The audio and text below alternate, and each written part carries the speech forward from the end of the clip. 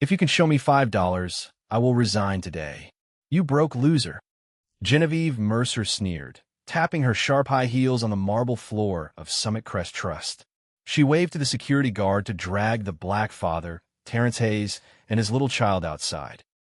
Quiet whispers of contempt from the wealthy crowd filled the lobby.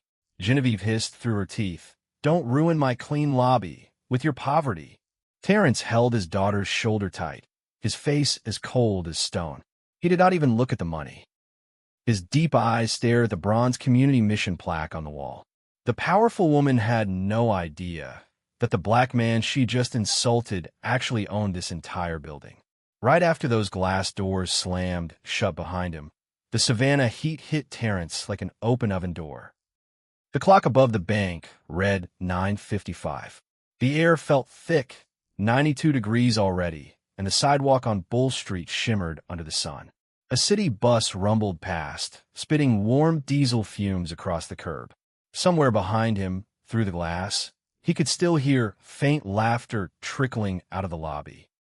Chloe pressed her small hand into her father's palm. Her fingers trembled. She was 6 years old, and she had just watched grown men laugh at her daddy. An older woman near the bus stop had seen the whole thing through the window. She pressed her lips into a thin line and looked away, ashamed she hadn't said a word inside. A young valet in a red vest watched Terrence walk past and lowered his eyes to the pavement. Nobody had stepped forward. Nobody ever did. Terrence didn't look back at the bank. He kept his eyes forward, one hand steady on Chloe's shoulder, his boots striking the hot pavement in slow, even steps. "Bear left, baby," Terrence said, his voice low and steady. He guided her past a row of parked cars. His jaw stayed locked tight, a hard line under his short beard. Inside his jacket pocket, one folded $5 bill pressed against his ribs like a stone. Sweat gathered along his collar, part heat, part something heavier he refused to name. They walked 12 blocks to a cramped, rented room on Oglethorpe Avenue. The building smelled like old paint and fried onions from the diner downstairs. Inside, a single-window unit rattled and coughed out lukewarm air. Terrence set his laptop on a wobbly card table and opened it without a word. Chloe climbed onto the bed and hugged her knees. "Daddy," she whispered, "is it because we're poor they wouldn't let us in?" Terrence stopped typing. His throat tightened like a fist had grabbed it from the inside. He turned around slowly and knelt in front of her. Her small chin trembled, waiting for an answer that could make sense of what just happened. "No, baby," he said. "It's because some people judge with their eyes instead of their hearts." She nodded, though her eyes stayed wet and unsure. Terrence pulled her into a hug, and over her shoulder, his gaze drifted to his desk. A small black USB drive sat there, scratched and faded, an old bank logo barely visible on its plastic shell. Nobody in that glass lobby knew what that drive could unlock. Nobody knew why a father living in 15 cramped square feet could write software code faster than any engineer twice his salary. What exactly had this quiet man built, years before that marble floor ever existed? Later that night, after Chloe finally drifted off, Terrence sat alone at the card table. He opened an old folder on his laptop, lines of code he had written years earlier. Back then his hands smelled like fresh paint and new carpet, not instant noodles. He ran one finger down the screen, tracing a function he had built himself back when the bank still meant something. The window unit rattled again, coughing out a thin stream of cool air. Somewhere outside, a siren wailed and faded into the distance. He closed the laptop and rubbed his tired eyes. Chloe rolled over in her sleep and mumbled something about pancakes. Terrence smiled, just barely, and pulled the thin blanket up over her shoulders. Whatever happened next, he told himself he would protect this small, steady heartbeat of a life they had built together. The next afternoon, Terrence's phone buzzed while he reheated soup on a hot plate. It was Clara Watkins, 82 years old, calling from a house on Maple Street. Her voice cracked and broke apart mid-sentence. "They're taking my home, Terrence," she said. 30 years, and they're taking it." He grabbed his jacket before she even finished talking. When he arrived, an orange eviction notice hung crooked on her pale green front door. Clara stood on the porch, gripping the railing, so hard her knuckles turned bone white. Her thin robe fluttered in the humid breeze. Clara had known Terrence since he was 9 years old, back when he used to mow her lawn for $2 a week. She used to slip him extra quarters and warm biscuits wrapped in a paper towel. Her kitchen still smelled the same. After all these years, coffee grounds and lemon polish. A photo of her late husband, gone 11 years now, sat crooked on the windowsill above the sink. Terrence sat with her at the kitchen table, sorting through a stack of papers. The paper felt brittle under his fingers, edges curling from age. He found the denial letter buried near the bottom. His pulse thumped hard against his neck when he saw the signature at the corner. Genevieve Mercer. She came here herself once, Clara said quietly, her hands wrapped around a chipped mug. Walked through my garden in those shoes. Didn't even wipe her feet. Clara's payment history sat clean for 3 straight decades. Not one late fee, not one missed month. Yet her loan renewal had been denied in 6 days flat. Terrence flipped to a second page and found a small stamp code in the margin, Zone C. He did not know yet what that code meant, but his stomach twisted, a slow physical knot pulling tight beneath his ribs. Why would a spotless record get flagged and destroyed this fast? Clara reached across the table and squeezed his hand. Her fingers felt thin and cool against his skin. 30 years I paid on time, she said. Never once late. Never once. Terrence folded the papers carefully and slid them into his jacket. I'm going to find out why, he said. I promise you that. That night, back in his rented room, Terrence watched Chloe sleep. Her small chest rose and fell under a thin blanket. If he stood up against Summit Crest Trust, lawyers could bury him. They could call him unstable. They could try to take his daughter away completely. He remembered a warning from years ago, spoken by a man named Harrison Whitmore, back when the bank still had community roots. Whitmore had once smiled easily, shaken every worker's hand, promised the bank would always serve the people first. That smile changed the year new investors bought in. Whitmore stopped visiting the tellers. He started locking his office door. The last time Terrence saw him, Whitmore's voice had turned calm and final. Walk away, Terrence, or watch everything burn. Terrence opened his desk drawer and set the black USB drive inside. He closed it slowly, like he was closing a door on his own courage. On the wall above his desk hung a small photo. His wife, Rebecca, smiling wide on opening day back in 2011. She had been gone 3 years now, but her eyes in that photo still looked like they were daring him to move. He did not sleep that night. Somewhere between fear and grief, something in him refused to stay still. The next morning, Terrence walked into a small law office on Bull Street. The waiting room smelled of old coffee and printer toner. A ceiling fan spun slow and crooked overhead. A stack of old magazines sat untouched on a small side table, edges curling from humidity. Evelyn Shaw sat behind a desk covered in thick folders, 60 years old, sharp-eyed, and known across Savannah for never backing down. She barely looked up before sliding a map across her desk. Read this, she said. Red circles marked neighborhoods across the city. Every red zone sat in a majority black area. Every single one showed denied loans at triple the normal rate. That's not an accident, Evelyn said. That's a pattern. She tapped one red circle near the edge of the map, close to Maple Street. Your friend Clara lives right here, she said. Same pattern. Same signature at the bottom of every denial. She pulled out a thin folder and placed it in Terrence's hands. Inside were records of strange investment transfers, all tied to Genevieve Mercer's regional office.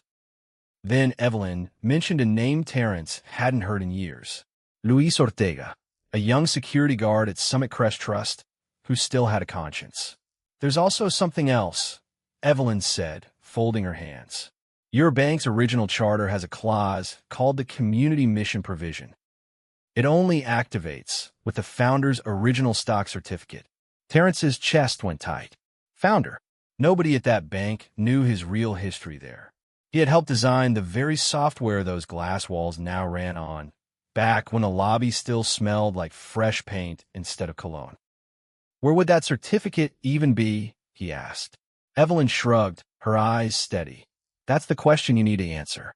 I don't even know if it still exists, Terrence admitted. His voice came out rougher than he meant it to. Evelyn studied him for a long moment. You built this bank once, she said. Somewhere inside you. You already know where to look. Terrence rubbed the back of his neck. It's been years, he said quietly. Things get lost. People get lost, too. Not everything, Evelyn answered. Some things get hidden on purpose by people who love you. Then you'd better start looking, Evelyn said. She closed the folder and pushed it toward him. Law is just a tool, Terrence. It only works if somebody's brave enough to pick it up. He looked down at the folder, then back at her. And if I pick it up and it doesn't work, then at least Clara Watkins knows somebody tried, Evelyn said. She did not blink. At 1:30 that afternoon, Terrence and Evelyn walked into the Chatham County Courthouse. Marble pillars rose overhead, cold and echoing.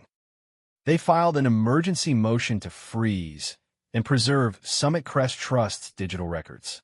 Terrence also mailed copies of Clara's denial letter to a local newspaper reporter. Before leaving the courthouse, Terrence stopped by the local newspaper office 2 blocks away. A young reporter named Marissa Blake listened carefully, flipping through Clara's denial letter page by page. She promised to run the story within 2 days if her editor approved it. People need to see this, she said, tucking the folder under her arm. Real names, real numbers, not just rumors. There was no walking this back now. By evening, Genevieve Mercer sat behind her glass office desk when the court notice arrived. Her manicured hand crushed the paper into a tight ball. Her jaw clenched, so hard a small vein pulsed at her temple. To Genevieve, none of this felt like cruelty. She believed, deep down, that she was simply protecting the bank standards. Her father had taught her that weakness in lending created chaos, and chaos cost shareholders money. She had built her entire career on being the one who never bent the rules, the one who kept the numbers clean. A man like Terrence, in her mind, was just another risk to manage. She picked up her phone and made one call. Within minutes, every remaining small transaction account under Terrence Hayes' name froze completely. No warning, no explanation, just silence on the screen when he tried to check his balance the next morning. That night, an anonymous text buzzed on Terrence's cracked phone screen. They're planning to wipe the archive files. 48 hours. He read it twice, his heart slamming against his ribs. 48 hours to save decades of buried proof or lose it forever. At 11 that night, Terrence met Luis Ortega and Raymond Pierce at a small diner on the edge of town. A neon sign buzzed weakly outside the window, half its letters burned out. The waitress refilled their cups, without a word, and disappeared again. Raymond, 62, had once run daily operations at Summit Crest Trust before the new board pushed him out. Steam rose from 3 cups of black coffee between them. Raymond unrolled an old blueprint of the bank building. The archive room sits in basement B2, he said, tapping a faded corner near the old vault. Ventilation shafts still original. Cameras don't cover that stretch. Luis stayed quiet, staring into his coffee. His mother needed surgery soon, and his job paid for her insurance. Genevieve had already threatened to fire him if he didn't sign a false statement calling Terrence a threat. Raymond took a slow sip of his coffee, watching Luis carefully. Boy, I lost my pension standing up to that woman, he said. Still don't regret it. Not for one single day. Terrence leaned forward and placed his hand on Luis's shoulder. I won't let you lose everything for this, he said. You have my word. Luis's throat moved as he swallowed hard. Then he nodded once, slow and certain. 5 minutes, Luis said, tapping the blueprint with one finger. That's all the reset gives you. After that, the cameras come back online, and I can't stop them. Raymond folded the blueprint carefully and slid it into his jacket. 5 minutes is enough, he said. It has to be. At 6:10 the next morning, The security cameras reset for exactly 5 minutes, just like Louise promised. Terrence and Raymond slipped through a narrow service corridor thick with dust and old pipe insulation. Overhead, footsteps from the morning patrol echoed through the ceiling vents. A single bare bulb swung overhead, casting long shadows across stacked filing boxes. The air smelled like rust and cold concrete. Somewhere behind the wall, the old vault door groaned faintly, settling under its own weight. Terrence's palms turned slick with sweat as he reached the basement server room. He pulled the old USB drive from his pocket and plugged it into a dusty terminal port. Lines of raw data scrolled across the screen, transaction logs stretching back to 2011. His own code, years old, bent and twisted now to strip money from families instead of protecting them. Footsteps grew louder above them, boots pacing slowly across the marble floor overhead. Raymond froze near the doorway, one hand raised, signaling Terrence to stay still. Dust drifted down through a crack in the ceiling tile. The footsteps paused directly overhead, then finally moved on toward the elevator. Raymond let out a long, quiet breath. Then a file appeared, a digital signature dated the night of December 12, 2011, belonging to Harrison Whitmore. Terrence's hands went still over the keyboard. He remembered that exact date. It was the night the original charter was quietly rewritten, buried under new legal language nobody bothered to read twice. Was this the proof that could finally break the board's grip on the bank? At noon, an emergency shareholder meeting convened on the top floor. Sunlight poured through tall windows onto a long mahogany table lined with tense faces. Terrence and Evelyn walked in together, carrying printed evidence of discrimination and forged signatures. Several small shareholders shifted in their seats, whispering behind folded hands. But Harrison Whitmore stood waiting, calm and cold, holding a stock transfer agreement dated 2011, bearing what looked like Terrence's own signature. Whitmore held up his forged agreement and addressed the room directly. "I have known Mr. Hayes for many years," he said smoothly. "It pains me to say his memory of these events is simply mistaken." A judge appeared on a video screen at the front of the room. Judge Webster reviewed the documents for less than 3 minutes before ruling against Terrence, keeping Genevieve in full control until the paperwork could be verified. Security grabbed Terrence by both arms. As they pulled him toward the elevator, Genevieve's voice rang out behind him, sharp as glass. "You're nothing but a loser who lost," she said, smiling wide for the room. A few shareholders looked down at their laps, unwilling to meet his eyes. One older man near the door quietly shook his head, but he said nothing either. Silence could be its own kind of betrayal. Outside, rain began falling in heavy sheets across Bull Street. Terrence stood under the awning, soaked through, his accounts frozen, his name dragged through mud in front of strangers. He had no money left for milk, no trust left from the small shareholders who once believed him. He watched a taxi splash through a deep puddle, sending a wave of dirty water across the curb. His shoulders sagged just for a moment. Then he straightened them again and walked home in the rain. Back at the empty rented room, Terrence sat by the window and stared at nothing. He noticed something strange in the printed agreement Whitmore had shown the room. The letter T in his own forged signature had a tiny broken line, a mechanical trace no human hand would leave. Could that one small flaw undo Whitmore's entire trap? That evening, Terrence carried Chloe, running a light fever, back to Rebecca's old house on Maple Street. The house had sat mostly untouched for 3 years, curtains drawn, dust gathering on every surface. He laid Chloe down on the couch and pressed a cool washcloth to her forehead. Then he sat in Rebecca's quiet reading chair, surrounded by dusty shelves of books she once loved. His fingers brushed across her worn leather Bible, its cover soft and cracked from years of use. The pages smelled faintly of lavender, a scent that still made his chest ache. Outside the window, a mockingbird called out twice, then went quiet as if waiting for him to keep looking.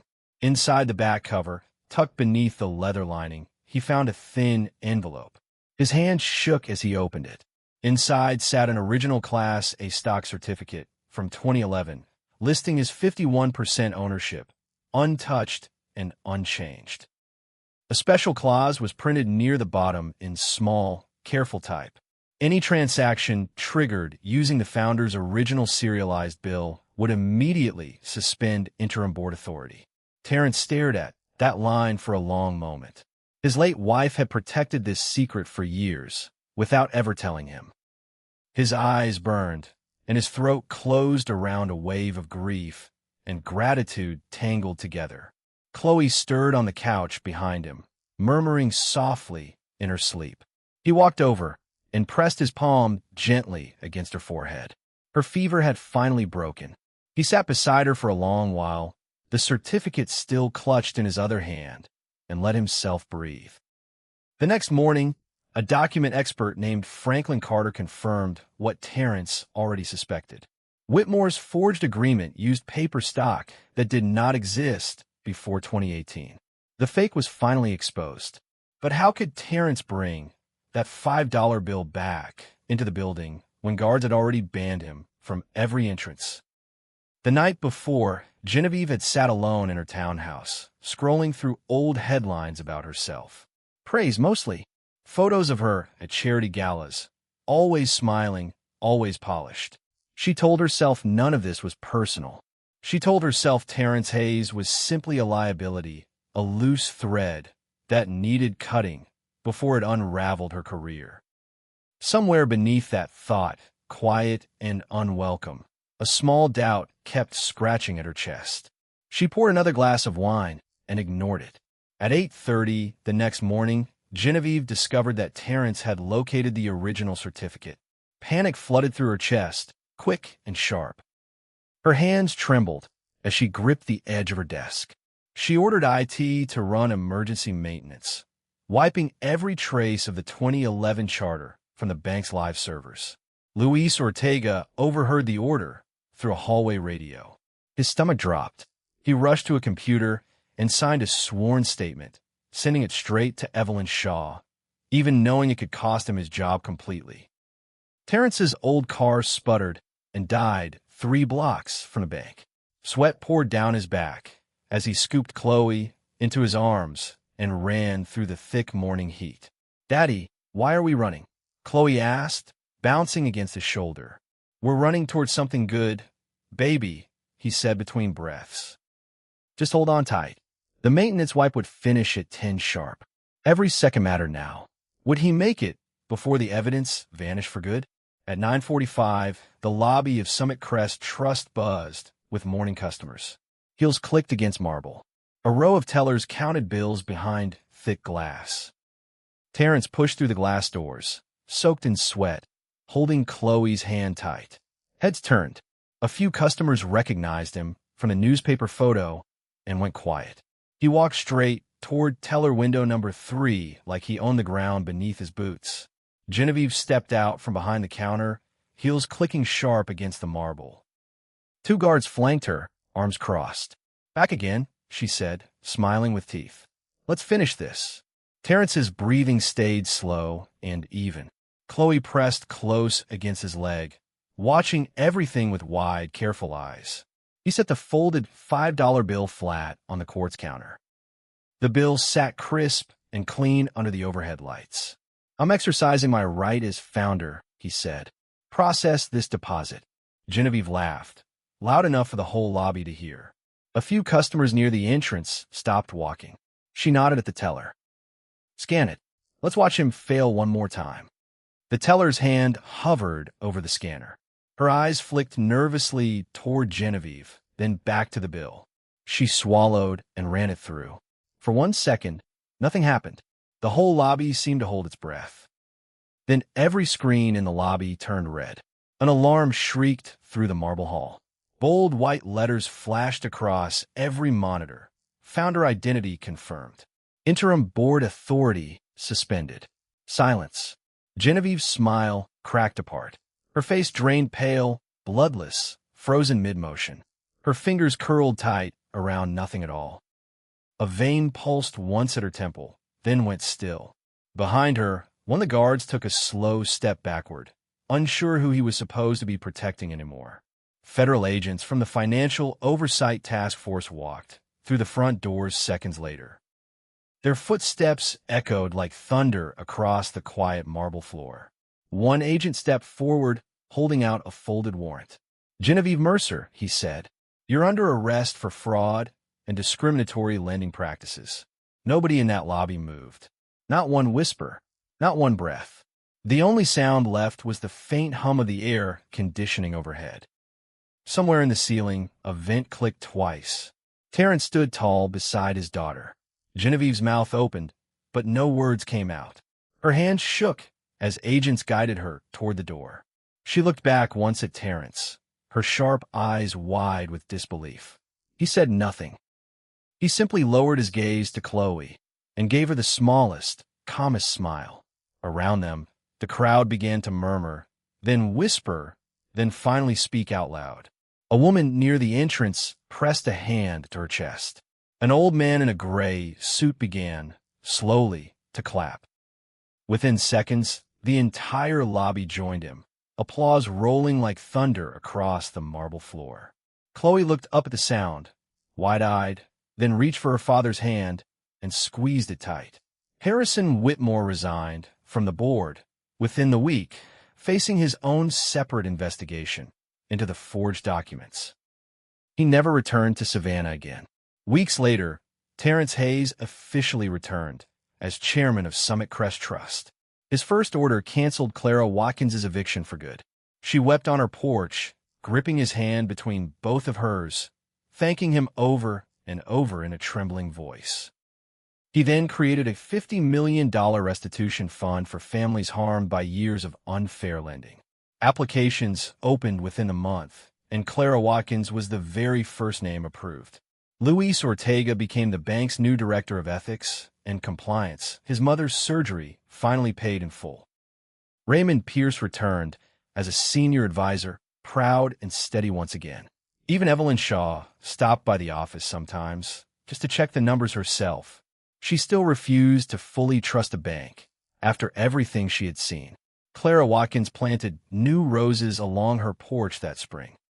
She sent Terrence a jar of homemade peach preserves every single month, always with a small handwritten note tucked under the lid. Marissa Blake's story ran on the front page of the local paper the following week.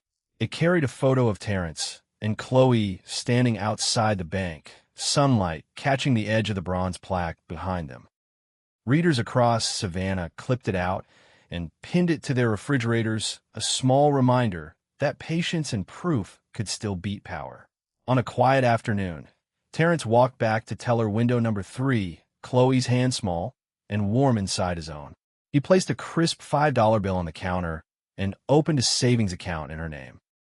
The teller smiled and slid a small paper receipt across the counter. Chloe held it up proudly, like a treasure map to somewhere new. Terrence tucked it into her jacket pocket and kissed the top of her head. The bronze community mission plaque on the wall gleamed under soft afternoon light, freshly polished. In its reflection, two figures walked together toward the tall glass doors, stepping out into warm Savannah sunshine, hand in hand, toward whatever came next. A gentle breeze moved through the palm trees outside, carrying the smell of salt from the river nearby. Behind them, the bank kept humming quietly, finally standing for what it once promised to be.